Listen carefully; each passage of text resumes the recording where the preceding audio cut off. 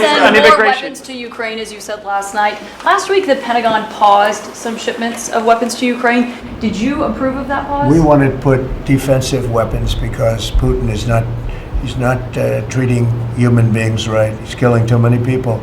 So we're sending some defensive weapons to Ukraine, and I've approved that. So who ordered the pause last week? I don't know. Why don't you tell me? We're trying to help out with a Biden-created monster, this whole thing that's happening with Russia and Ukraine. It's a horrible thing, and I'm not happy with President Putin at all. But this is something that would have never happened if I were president. This was a war that was never going to happen. And if I can stop a war, because I have an ability to do so, I'm disappointed, frankly, that President Putin hasn't stopped. I'm not happy about it either. Mr. President, are you planning to send more weapons to Ukraine? We're going to send some more weapons. We have to. They have to be able to defend themselves. They're getting hit very hard now. They're getting hit very hard. We're going to have to send more weapons. Yeah, defensive weapons primarily, but they're getting hit very, very hard.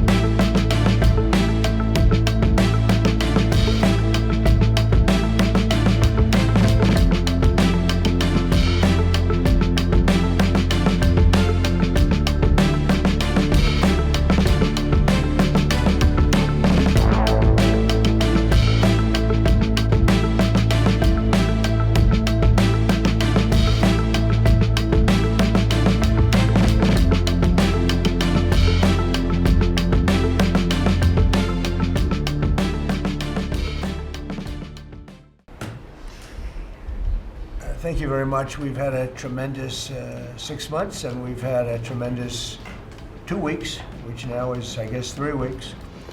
And we have a tremendous group of people here that have done a great, unified, beautiful job.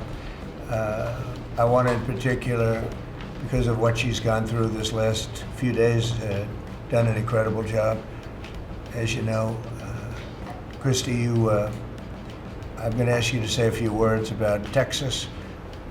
The first person there was the first person I saw on television was you, actually. And you've worked great with the governor, who's terrific.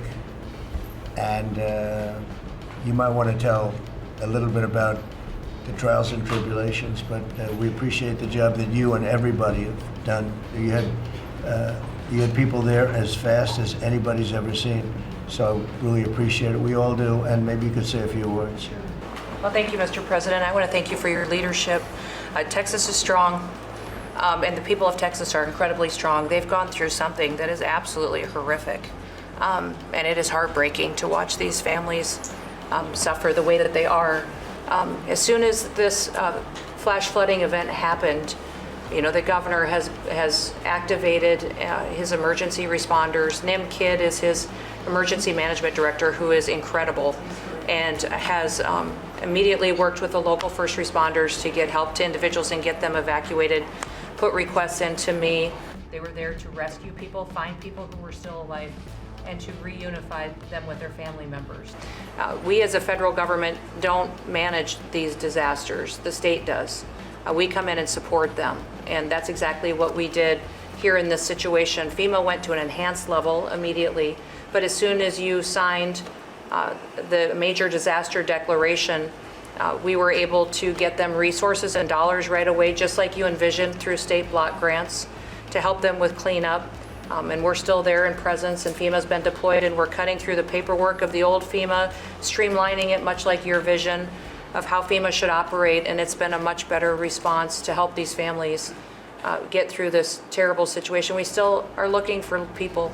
We're still looking for a lot of little girls and other family members that were camping along that river, and they will continue until they find every single person, and we will continue to help them and assist in that. I was surprised when I got there.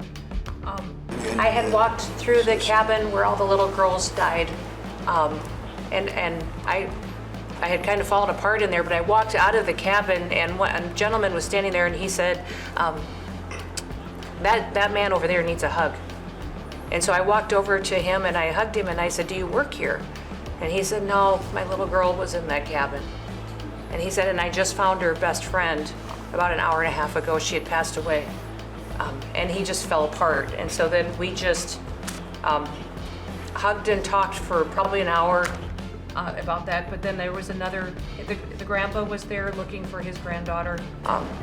Very emotional, but also just so tragic. The day after the flooding, you and Melania were on the phone with me, and I want to thank you for that. At the camp that day, right after this happened, the parents that were there, the parents that were looking for their children and picking up their daughter's stuffed animals out of the mud and finding their daughter's shoe that might be laying in the cabin, and just hugging and comforting people matters a lot. I'm extremely grateful for God's hand in that whole situation, because hundreds and hundreds and hundreds of people were saved. And this is a time for all of us in this country to remember that we were created to serve each other. God created us to take care of each other.